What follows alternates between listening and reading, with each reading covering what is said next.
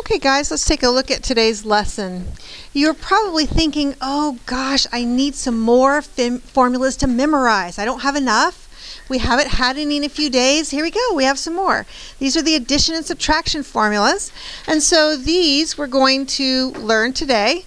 And then we can also use these in proofs. And you're thinking, great, I'm bored with the proofs that I'm doing. I need more variety. Here we go. Here's some more variety. We're going to include addition and subtraction formulas for sine and cosine and tangent. So these formulas, to be honest, are fairly complex. And I had a professor that taught these formulas with giving sine and cosine a personality. Okay, so I'm going to teach you the formulas this way. Whether you want to use this technique to memorize them or not is entirely up to you. But I can state the addition and subtraction formulas for sine and cosine without a problem anytime. Anytime. It doesn't matter how long I have not seen them, I can state them because of the story that he told. So I'm going to tell you the same story.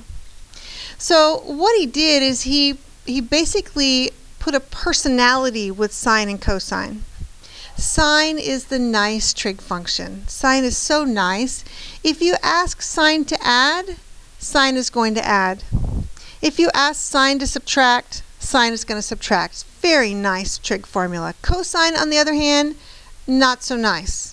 If you ask cosine to add, what's he going to do? He's going to subtract. And if you ask cosine to subtract, he's going to add. He's going to do the opposite of what you ask him, right? Because cosine is the not so nice one. And let's look at another scenario here about them. So sine, not only if you ask sine to add, sine will add, he also plays well with others, right? Look, he's got sine s and cosine. See, they're playing together right here. Sine s cosine t and cosine s sine t. Very nice. I want you to notice that sine does come first and uses the first angle measure, then cosine with t, and then they switch angles. So a cosine would be with s and sine with t. But at any rate, see how nice sine is? Sine plays well with others. Sine and cosine, very nice. And what do you think cosine's going to do? Cosine is not nice. Cosine doesn't want to play with others. Look, cosine wants to go first. Not only does he not care about playing with sine, he wants to go first. So see cosine s sine t. You're asking cosine to add. Of course, he's going to subtract. And then sine s sine t at the back. Okay, so that assigning a personality to sine and cosine with that story helps me remember these. I have these formulas memorized. I don't really have a nice story to tell you about tangent. I just have some patterns for us to look at. So the addition and subtraction formulas for tangent result in fractions. And if you'll look, the numerator of the fraction, if I'm doing the tangent addition property, the numerator is plus. Tangent s plus tangent t. The denominator is always a 1, but and 1 minus, it's the opposite, tangent s tangent t. If I'm doing the tangent subtraction property, notice how the numerator, I'm subtracting the two tangents, and in the denominator it's 1 plus. So that's how I remember with a pattern.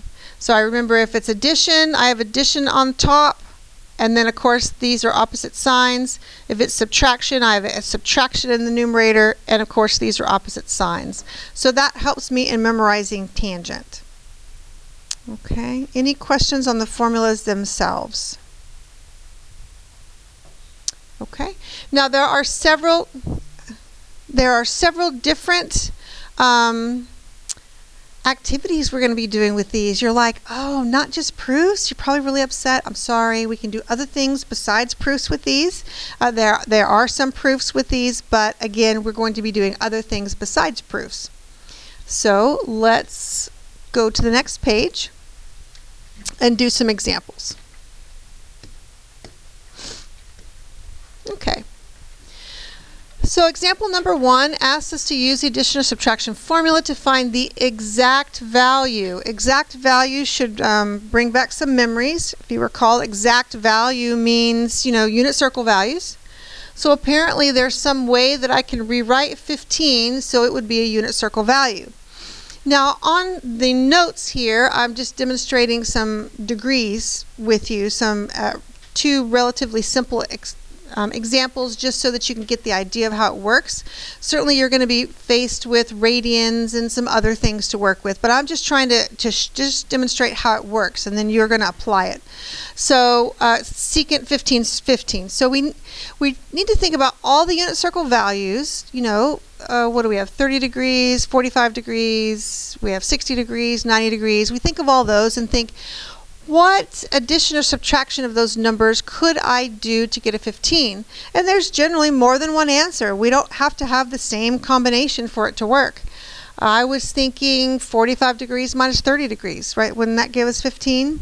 So let's rewrite this as secant of 45 degrees minus 30 degrees.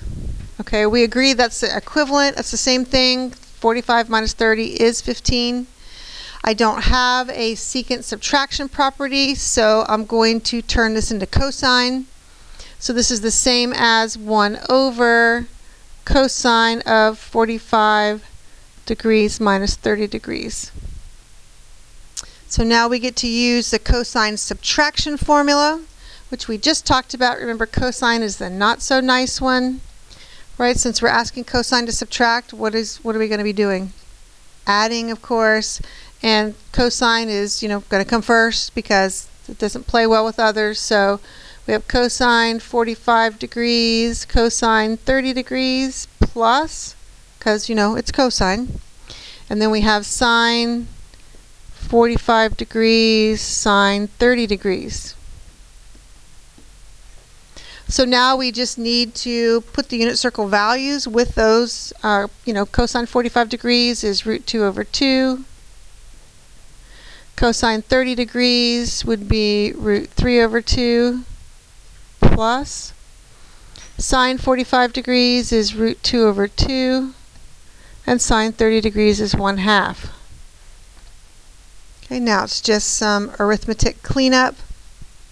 So we have 1 over root 6 over 4 plus root 2 over 4. So 1 over root 6 plus root 2 over 4, which fixes to be 4 over root 6 plus root 2. Now some of us may be very tempted to rationalize it. You certainly can if you want to. I do not require you to. You can just leave it like that. If you wanted to rationalize it, what would you multiply by? Yeah, root 6 minus root 2 over root 6 minus root 2. You can do that if you want to. I don't require you to. All right, questions on that first one? Are we okay? Okay, just one more example. So we need to figure out what combination of degree measures would create 75 degrees. Of course, they have to be unit circle values. And it looks like we have our old friend 45 plus 30. Right, 45 plus 30 will give us 75. So this is cosine of 45 degrees plus 30 degrees.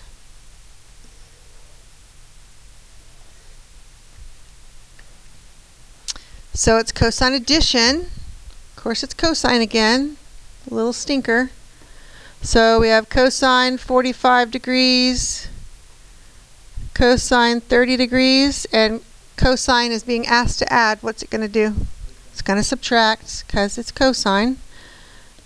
Sine 45 degrees, sine 30 degrees.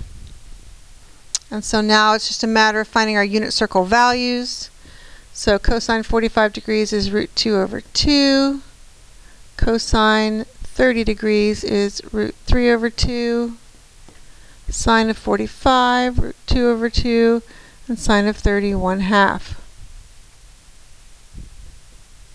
So that gives us root 6 minus root 2 over 4. I kind of jumped to the end there. Hopefully we're okay with that. Okay, so you'll be faced with problems like that. You know, you'll have radians, you'll just have different things. If you're working in radians, I suggest that you go through, what I normally do when I'm working with radians is I have a list, you know, because it's the fractions, right? I would We have like pi over 6, pi over 3, pi over 4, you know, pi over 2. And I would actually turn them all into twelfths. I would turn them all into twelfths in my work. So I would turn that to, you know, 2 pi over 12, and I would just turn them into twelfths so that I can see how they really add and subtract with each other, you know? Because at the end of A, you end up with a reciprocal value if it were like cosine, just not secant. Could you do the work without doing fractions and just flip it? Depends on how complex it is. It might work that way, sure. It is, yeah, it depends on how complex it is. And so normally if it's like these, that should work. Yeah. Okay, so are we okay? So if you have radians, I suggest you just make a list in twelfths and decide how you can add and subtract to get whatever it is you're trying to add and subtract to get. All right, now number 2, here they give us something that looks like the addition or subtraction formula has been used. So now we're going to go backwards, right? We're going to go backwards. How would we look at this? Here we expanded it, right? We used the formula to expand. Now we're going to look at this as if the formula has already been used, and we're going to condense it. So look how sine and cosine are together. So is that going to be a cosine or sine? It's going to be sine, right? Sine's the nice one. He plays with others, plays nicely. It's addition. So is this going to be addition or subtraction? It's going to be addition because sine, again, is nice. If you ask him to add, he's going to add. And so now it's simply the first angle measure, which is 18 degrees, and the second angle measure. So this, you know, and if you're worried that you've done it wrong, all you need to do is think about what would the sine addition property give me, and you should get right back to here. So now we go ahead and add 18 and 27, and we get our little friend today, which is 45. And we know sine of 45 degrees is root 2 over 2, and we're done. Okay? Questions on that one? Yes? The proofs? The reasons? No, only on the proof. On the proof. On these, no. But on the proof, yes. Yes.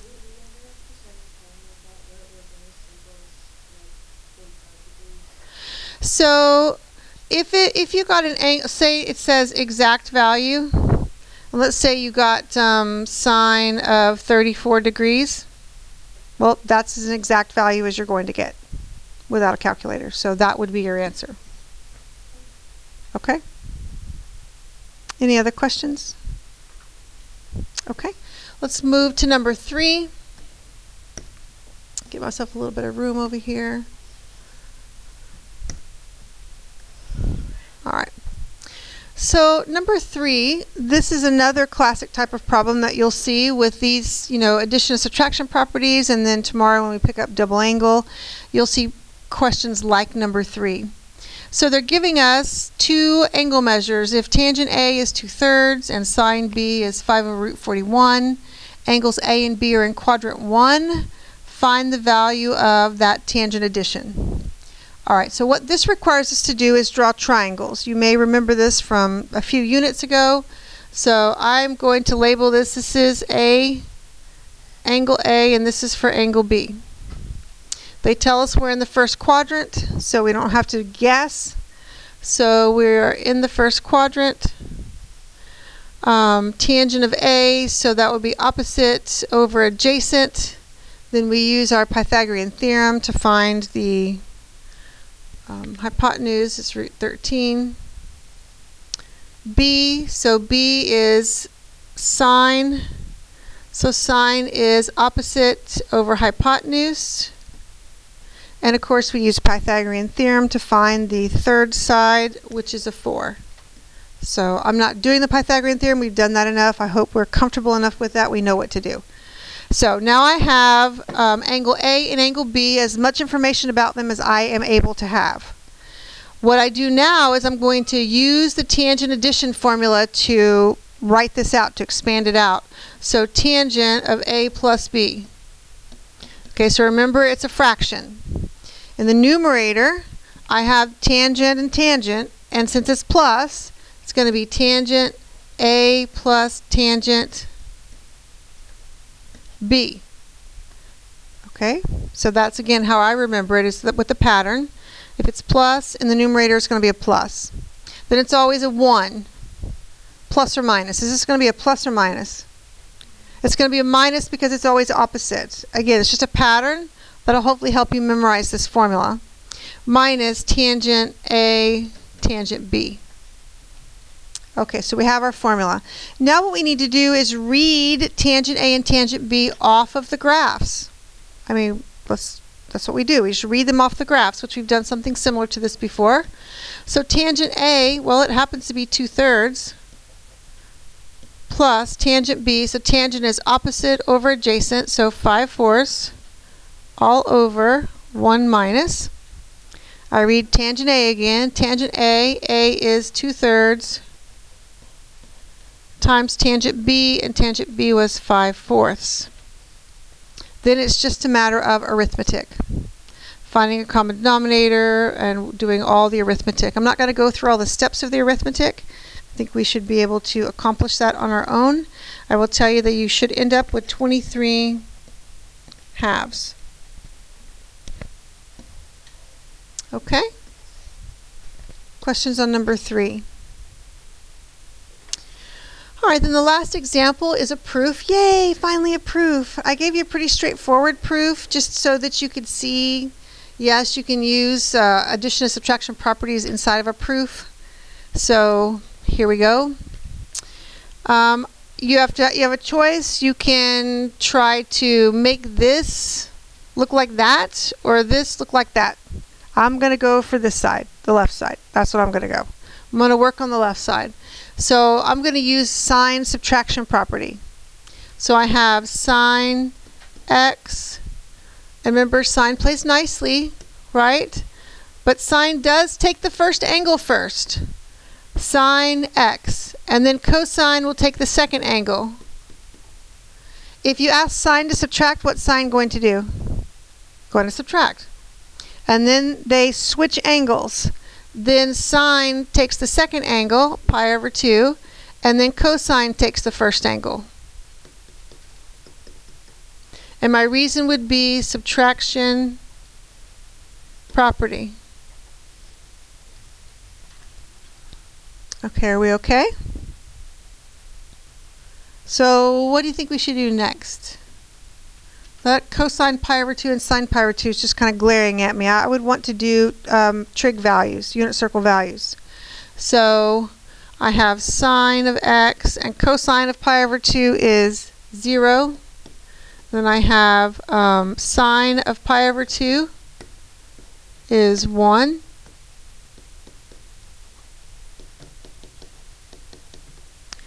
And my reason is trig values.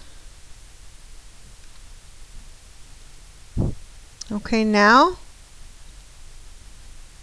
let's see, the 0 wipes out the sign, right? That's gone, so I'm just left just cleaning it up, just simplifying.